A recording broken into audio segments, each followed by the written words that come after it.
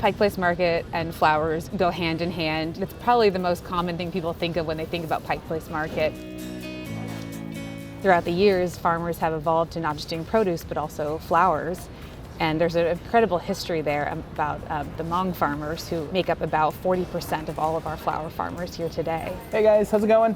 Hmong families started coming to the States around the 1970s, 1980s, around the Vietnam War. A lot came from Laos, Cambodia, and Thailand. And a lot of these families ended up in Seattle, and they wanted to continue farming.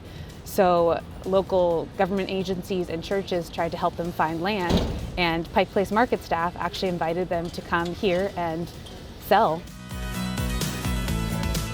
Oh, they'll last for years, yeah. So this partnership kind of started in 1982, and it was the Indochinese Farm Project, and it taught Hmong farmers how to grow in a different climate, but while also preserving their culture, their traditions, their heritage. I always helped my mom during the summer, even when I was going to college. Then after college, I decided that I didn't really want to do what I had studied. I thought, I don't really want to do this. I'm going to work for my mom until I figure something out. And then I didn't really figure it out. And so I just kept working with her. And I don't know if I figured it out yet.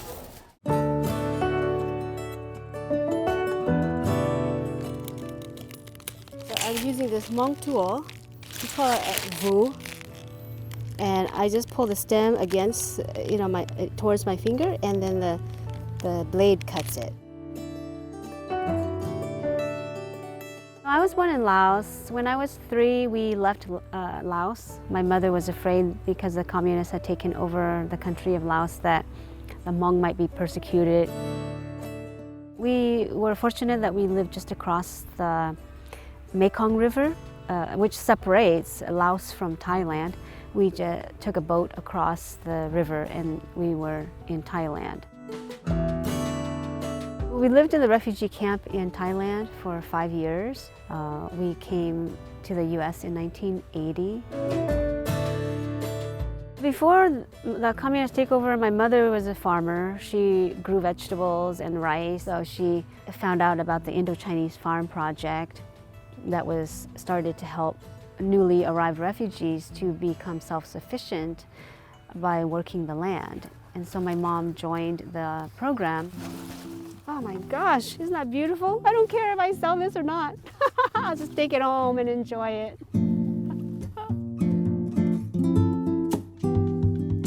I just am in awe of my mother. And my father too. It's like, how do you do this? It's taught us all to be hardworking and to live lives of courage and to just really feel that no matter what life throws at us, we can overcome that. If Mom could do it, we can do it.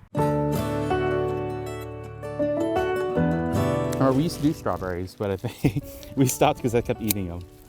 I think I was probably about 4 or 5 at the time, so Mom gave me a bucket. So here, go pick some strawberries for everybody.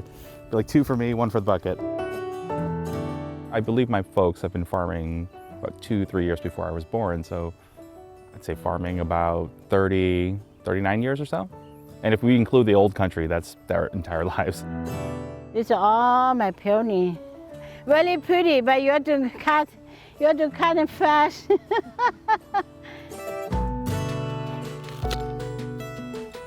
All I get are stories from my mom and my dad, how, Mom actually farmed back in Laos and she had to leave.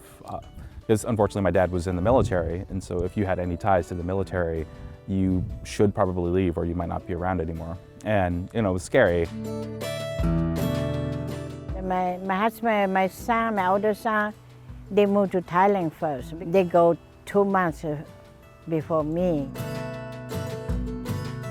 My mom held out as long as she could because she's very stubborn, and she had planted a brand new batch of rice crop, and so she didn't want to go without selling it. Yeah, I have the whole field, my rice field, ready to harvest.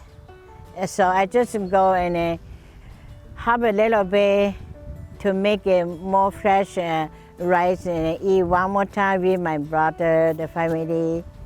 eat together, and then I love it. Bye-bye. We just stayed at refugee camp for 5 years, and then we applied to come here. We didn't know that we had to come here. We just think that we moved to Thailand. Maybe we will go back. That's what we're thinking. But it's really hard to live in your house, or your fuel, or your everything. Right there, really hard. Feel sad, you know. You look at everything around you, feel everything there belong to you, and then you just laughing. That's really hard that time, you know. But you have to move. You had no choice. It's funny, these flowers, like, it's actually mustard green flowers, but, you know, with the community and the Hmong people, it's like, oh, it actually looks really nice as a flower. We'll just try using it. Growing up, it was kind of a chore. You were forced to do it as a child. I kind of resented it a little bit, but as I got older, I saw how hard everybody worked. Just not my parents, but the community. I learned to appreciate a lot of it and see where we came from. And I got to see a glimpse of what life was like back in Laos just through this.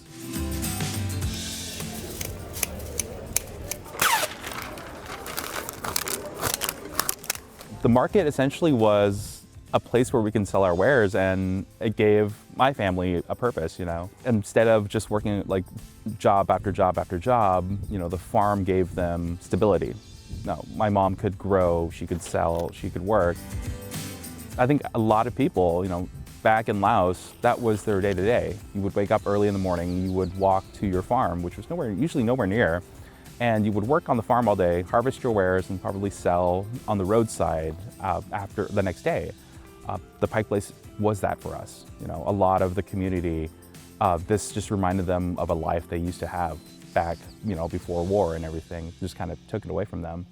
And so when you go through the market, you know, you see a lot of ladies that have known each other for over decades. They either grew up together or they knew each other through the refugee camps, and the market kind of represents like a single place where they can all meet up, and nothing has changed too much.